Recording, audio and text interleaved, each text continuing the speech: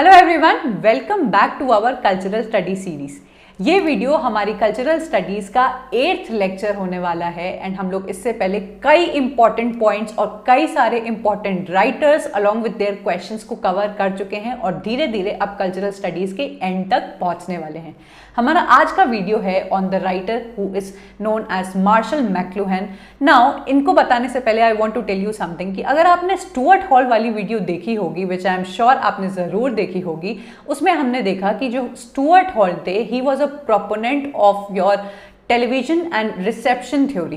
That means कि media में किस तरीके से मैसेज प्रोड्यूस हो रहा है और हमारी ऑडियंस उसको किस तरीके से रिसीव कर रही है, इस पे उन्होंने काफ़ी सारे थ्योरीज और टर्म्स निकाले थे और वो उस चीज़ के लिए फेमस थे। हमारे मार्शल मैक्लूहन भी मीडिया थ्योरी के एक बहुत बड़े प्रोपोनेंट है। उन्होंने बहुत सारे important terms and works media, internet, television से रिलेटेड लिखे हैं जो हम लोग आज देखने वाले हैं। So without further ado let's get started with the video. Marshall McLuhan की टाइमलाइन 1911 टू 1980 है। ये एक कैनेडियन फिलोसोफर हैं और मीडिया थ्योरी के एक बहुत बड़े प्रोपोनेंट हैं। हमारे बाकी कल्चरल थ्योरिस्ट जिस तरीके से पॉपुलर कल्चर को जानना चाहते थे और ये पढ़ना चाहते थे कि किस तरीके से पॉपुलर कल्चर ने हमारे पीपल को परसुएट किया है और वर्किंग क्लास सोसाइटी के डिसीजंस और उनकी आइडेंटिटी को चेंज किया है, इन्होंने भी उस चीज़ पर बहुत ज़्यादा स्टडी की है। But there is something which is very different about him कि ये वो इंसान हैं जिन्होंने वर्ल्ड वाइड वेब, जो हम लोग आज www इंटरनेट के फील्ड में यूज़ करते हैं, उसको 30 ईयर्स पहले ही इन्वेंट कर दिया था और प्रिडिक्ट कर दिया था। Now that is something really cool. So आपको याद करना है, अगर ऐसा कभी कोई क्वेश्चन, ट्विस्टेड क्वेश्चन आ जाता है कि who was that person from your cultural studies field who predicted or he was invented the world wide web, he was Marshall McLuhan। अब हम लोग इनकी थोड़ी सी कल्चरल और मीडिया थ्योरीज को देख लेते हैं। तो your first and your most important term from Marshall McLuhan is, इन्होंने एक फ्रेज बोला है जिसको कहते हैं the medium is the message, जिसके अंदर इनका मानना है कि अगर आप किसी भी कंटेंट को कंज्यूम कर रहे हो तो कंटेंट इंपॉर्टेंट नहीं है, जो वो मीडियम प्रोवाइड कर रहा है वो इंपॉर्टेंट है। सिंपल सा इसका एग्जांपल है, उसको इस तरीके से समझिए कि टिकटॉक आपने देखा कितना ज़्यादा फेमस हो गया था, तो टिकटॉक के अंदर जो आप वीडियोस देख रहे थे, इनके अकॉर्डिंग वो इंपॉर्टेंट नहीं है, मीडियम जो उस कंटेंट को आप तक लेके आ रहा है, जो पहुंचा रहा है, वो सबसे ज़्यादा इंपॉर्टेंट है। दैट इज कि आपका ये जो टिकटॉक है, आपको जो इंस्टाग्राम है, ये कह रहे हैं मैसेज से ज्यादा आपका मीडियम इंपॉर्टेंट होता है। तो ये टर्म इन्होंने दिया है और इन्होंने ये जो टर्म है कौन सी बुक में कॉइन किया है, ये जानना नेट के पॉइंट ऑफ व्यू से बहुत ज्यादा इंपॉर्टेंट है। He coined this term in his book understanding media the extensions of man, published 1964।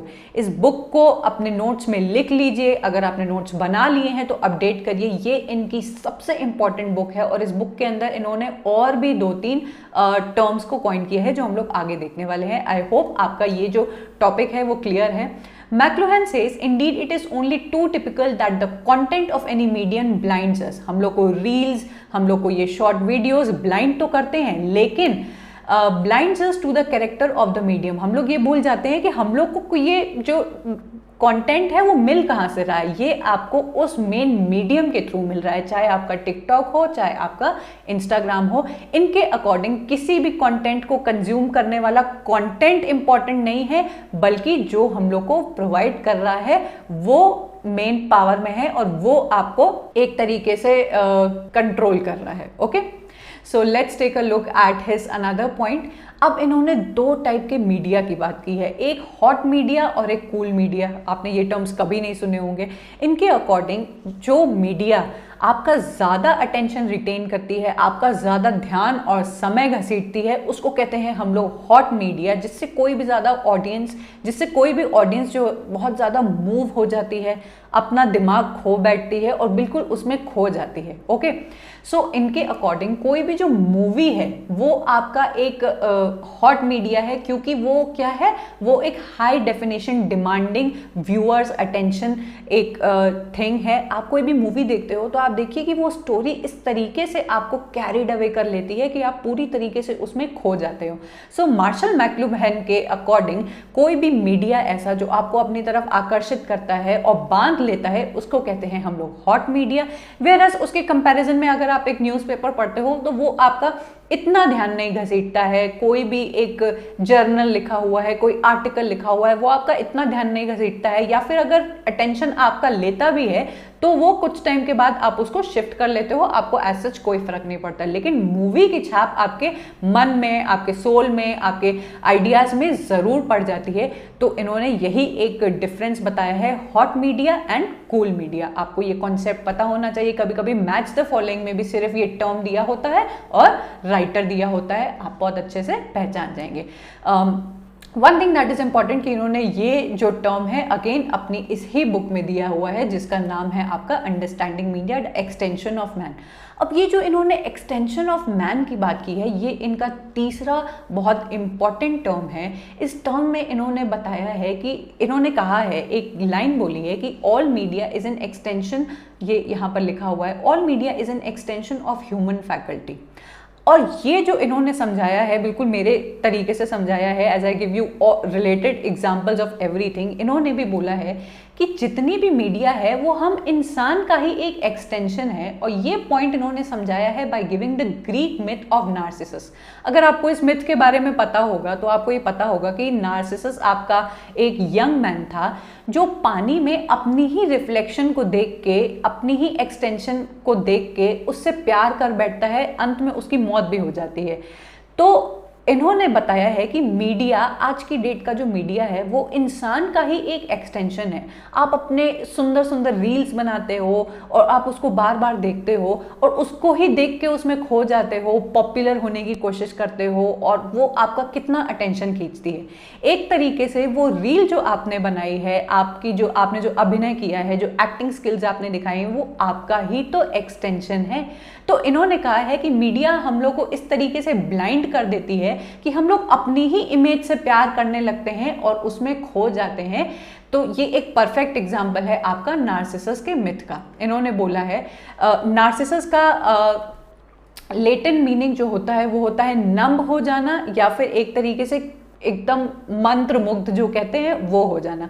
तो इनके अकॉर्डिंग जो टेक्नोलॉजी है आज की, वो एक तरीके से हम लोग के अटेंशन को ग्रैब कर रही है और हम लोग को मंत्र मुग्ध कर ले रही है कि हम लोग पहचान ही नहीं पा रहे हैं कि हमारा ही तो एक्सटेंशन हम लोग देख रहे हैं और उस पर इतना समय लगा रहे हैं। तो इसको इन्होंने कहा है कि all media is an extension of human faculty. Okay, I hope this point is clear. आपको बस खाली नेम्स पता होने चाहिए, आपको इनके इंपॉर्टेंट टर्म्स एंड वर्क्स पता होना चाहिए। कभी भी मार्शल मैक्लुहन से क्वेश्चन आया नहीं है, as I always try to relate the question and the concept. तो ये बताना बहुत इंपॉर्टेंट है कि आज तक क्वेश्चन आया नहीं है, लेकिन क्योंकि ये कल्चरल स्टडीज की फील्ड के एक बहुत इंपॉर्टेंट राइटर है और इनकी थ्योरीज बहुत आज के जमाने के अकॉर्डिंग रेलिवेंट है, तो यू नेवर नो कि नेक्स्ट क्वेश्चन इनसे पूछ ले। इनका एक और बहुत इंपॉर्टेंट टर्म है, अगेन मीडिया से ही रिलेटेड है, जिसको कहते हैं ग्लोबल विलेज। अब आज की डेट में ग्लोबल विलेज का कॉन्सेप्ट समझना कोई बहुत बड़ी बात नहीं है। यहाँ पे देखिए लिखा हुआ है कि global village denotes to a world viewed as a community in which the distance and isolation have dramatically been reduced. I am talking to you through this video, and ये वीडियो न जाने कौन कौन देखेगा। सो आप देख पा रहे हो कि I am sitting in one part of the world, आप कहीं और बैठे हो। हम दोनों के बीच का ये जो डिस्टेंस और आइसोलेशन है वो इस मीडियम के थ्रू कट हो जाता है, और इसी को इन्होंने ग्लोबल विलेज कहा है कि टेक्नोलॉजी एंड इंटरनेट, टेलीविजन और एनी फॉर्म ऑफ मीडिया ने इस पूरी दुनिया को एक छोटा सा ग्लोबल विलेज बना दिया है कि आप हर जगह की जानकारी को विद इन सेकेंड्स एक्सेस कर पा रहे हो। तो इसको इन्होंने एक ग्लोबल विलेज का टर्म दिया है। ओके, यही इनके कुछ इंपॉर्टेंट टर्म्स थे। आई होप आपको समझ में आ गए होंगे, कुछ ज़्यादा डिफिकल्ट नहीं था ये as compare to other theorist. इनके ये इंपॉर्टेंट वर्क्स आप लर्न कर लीजिए क्योंकि इनके वर्क्स वाकई में बहुत इंपॉर्टेंट है। पहला जो इनका वर्क है the mechanical bride folklore and industrial man. आपने हमेशा देखा होगा कि कल्चरल स्टडीज की फील्ड में जितने भी राइटर्स हैं, इंडस्ट्रियल रेवोल्यूशन और industrialisation, modernisation, how the world became modern, ये सब के बारे में इनकी स्टडीज ज़रूर रहती है। तो इनके वर्क्स को थोड़ा सा जानना और लर्न करना कॉम्प्लिकेटेड हो जाता है, बट अगर आप ध्यान से लर्न करेंगे तो आपको लर्न हो जाएगा। 1951 का इनका ये वर्क है the Gutenberg Galaxy the making of typographic man. इस बुक के अंदर इन्होंने अगेन मैन के ऊपर बताया कि किस तरीके से हम लोग मैकेनिकल और टाइपोग्राफिक बन गए हैं कि बस दिमाग में एक पैटर्न फिक्स कर लेते हैं और रोज उसी के अकॉर्डिंग हम लोग काम करते हैं, कुछ भी नया एंड क्रिएटिव हम लोग नहीं सोच रहे हैं। तो मॉडर्न मैन मॉडर्न नहीं बन रहा है, वो पैटर्न बनता जा रहा है। इस बुक में इन्होंने ये बात की है। इनकी जो थर्ड और मोस्ट इंपॉर्टेंट बुक है, I am writing over here most important understanding media the extensions of man, जिसके अंदर हम लोग ने सारे इनके पॉइंट्स देखे। Next is the medium is the massage. ध्यान दीजिएगा, जो हम लोग ने टर्म देखा the medium is the message, वो तो इनका एक फ्रेज इन्होंने कॉइन किया है। इनकी ये बुक है the medium is the massage, ये इन्होंने जानबूझ के रीडर का अटेंशन गेन करने के लिए किया है कि मैसेज न बोल के मसाज बोला है, क्योंकि एक तरीके से वो हमारी जो मीडियम है वो हमारी एक टॉर्चर थेरेपी ही कर रहा है कि वो हमारा जो ध्यान है अपने टूवर्ड्स या अपने प्लेटफॉर्म के टूवर्ड्स घसीट रहा है, चाहे आपका इंस्टाग्राम हो, टिकटॉक हो, यूट्यूब हो, कुछ भी हो। Okay, and inventory of effects. सब टाइटल्स को कभी कभी याद करना बहुत जरूरी है क्योंकि नेट ऐसे भी क्वेश्चंस पूछ लेता है। Then war and peace in the global village, ये कॉन्सेप्ट भी हम लोग ने देख लिया है। फ्रॉम क्लीशे टू आर्केटाइप 1917, ये हैं इनके सारे इंपॉर्टेंट वर्क्स। बहुत छोटा सा इनका टॉपिक था, आई होप आपको क्लियर हो गया होगा। आई होप आप पूरी कल्चरल स्टडीज को फॉलो कर रहे हैं। जिसने भी ये सीरीज पूरी फॉलो कर ली और नोट्स अपने बना लिए और इसको एक बार अच्छे से समझ लिया, इसके बाहर से नहीं आने वाला है। जितना भी I have brought for you, ये बहुत इनफ है और बहुत टू द पॉइंट है, तो आपका टाइम भी ज़्यादा कंज्यूम नहीं होता है and at the same time आपको बहुत ही हाई क्लासिफाइड नोट्स आपके बन जाते हैं। तो प्लीज़ अपने नोट्स को अपडेट करिए, इस सीरीज को फॉलो करिए, अपने फ्रेंड से शेयर करिए। आपको वीडियो पसंद आया हो, इन्फॉर्मेशन अच्छी लगी हो तो लाइक करना, कमेंट भी ज़रूर करना, because as I always tell you that I love listening from you people. Whatever support you people are giving me, whatever motivation you people are giving me, I am loving that. इसको share करना and if you are new to my channel, इसको subscribe करना क्योंकि आगे हमारी बहुत सारी important series आने वाली हैं। ऑलरेडी बहुत सारी इंपॉर्टेंट सीरीज चल रही हैं, आप देख पा रहे होंगे। So if you are not a part of that, go and check out all the playlist and my videos. Okay, so that's up for this video guys. I will meet you in the last video जो हमारा इसके बाद आने वाला है, उसके बाद हमारी कल्चरल स्टडीज़ की सीरीज़ ख़त्म हो जाएगी। So I will meet you in that video. Up till then, bye and take care.